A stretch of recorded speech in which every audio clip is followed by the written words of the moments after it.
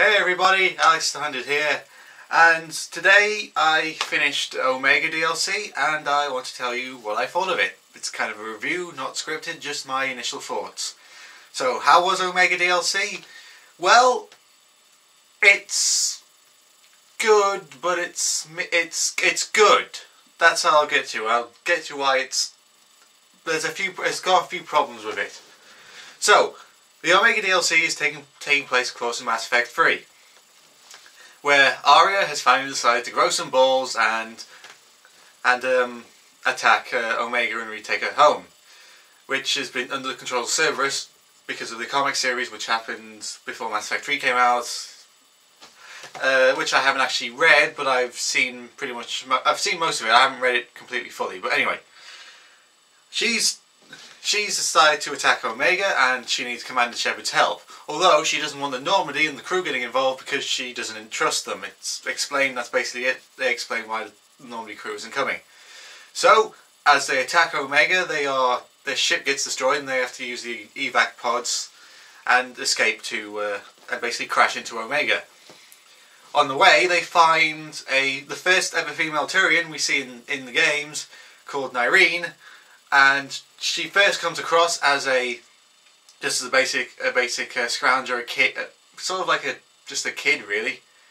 The kid running for her life. But it later turns out that she's the head of a merc group called, oh god, I've forgotten the names. But anyway, it started off as a simple little drug dealing gang, but when Cerberus attacked, they became sort of like the resistance force, and she's in charge of them. Nyreen, the female Turian. That's your basic story, and basically, altogether you gotta retake Omega. That's your basic story, and it's a pretty standard story, really. It's sort of it's okay though. It has a few problems with it. There's a bit of in one dramatic plot. There's a dramatic moments close to the end, which is good. It's okay, but I immediately found a plot hole and a problem with it, which I'll explain later, and you guys will understand. But anyway, Commander Shepard is basically being Commander Shepard in this one. He's sort of the devil's advocate actually in this one, because Shepard doesn't. It's a bit of a problem that you never really feel like you're in control of what's going on in Omega. It's more like Aria or Nyreen are just pointing you where to go. Even though Aria and Nyreen tell you, okay, you're in charge of both of us now, let's go kick some ass. But you never really feel in charge. You more like feel like you're being pointed where to go. Perfect example of this is, I was expecting a lot more choice and decision making in this DLC, and there isn't really any.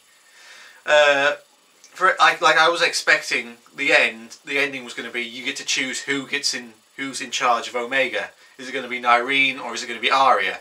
And actually, when it comes to the characters, I'll explain why, but I would have actually picked Nyreen if it ever happened, but it didn't, so never mind.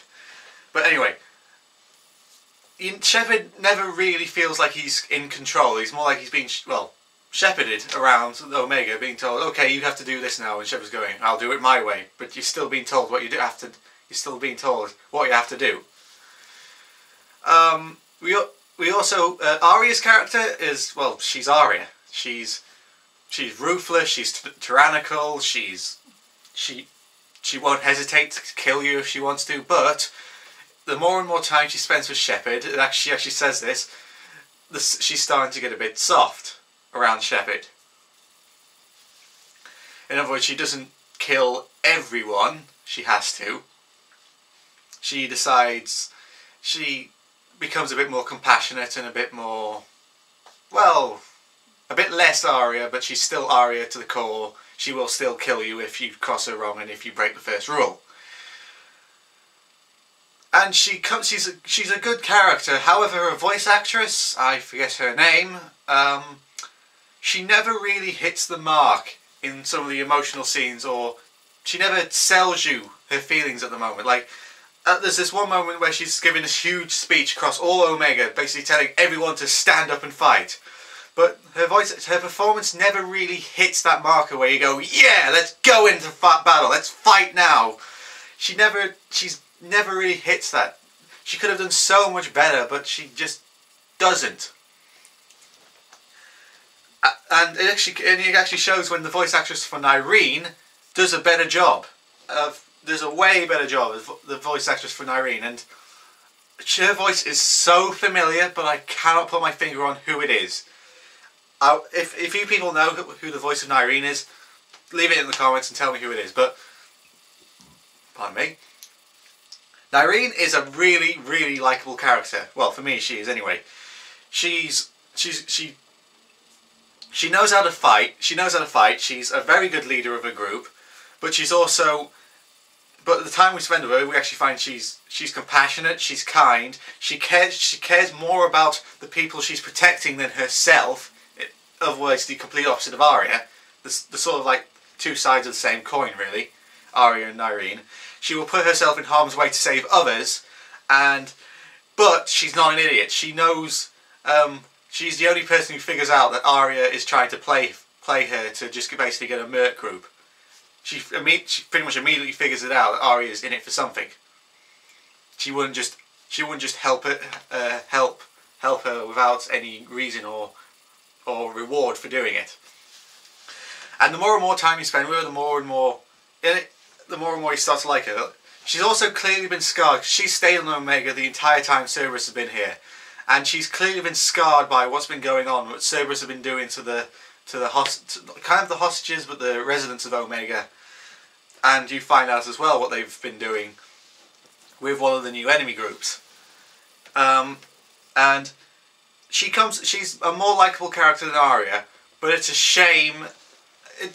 The time we spend with her, we really start to connect her, and we really feel for her, and we really want her.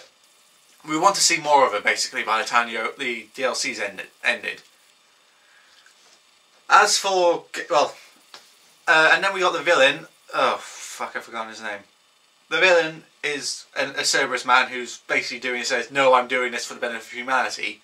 However, he isn't like the elusive man where he'll blindly just kill anyone to get what he wants. You know, and he has a code. They actually say it. He has a code. He will let people live if they like when he retakes Omega, we send a message saying, if you lay down your arms and surrender, I will let you live. I will let you leave. Which turns out he actually does. He sticks to his word. He's a man of his word. He doesn't he's not just brutal and savage. He has a code. He has a code he follows, and not saying he doesn't want to kill people, but he will kill someone if he has to. So, and he likes playing chess. That's something we come across also. But what else?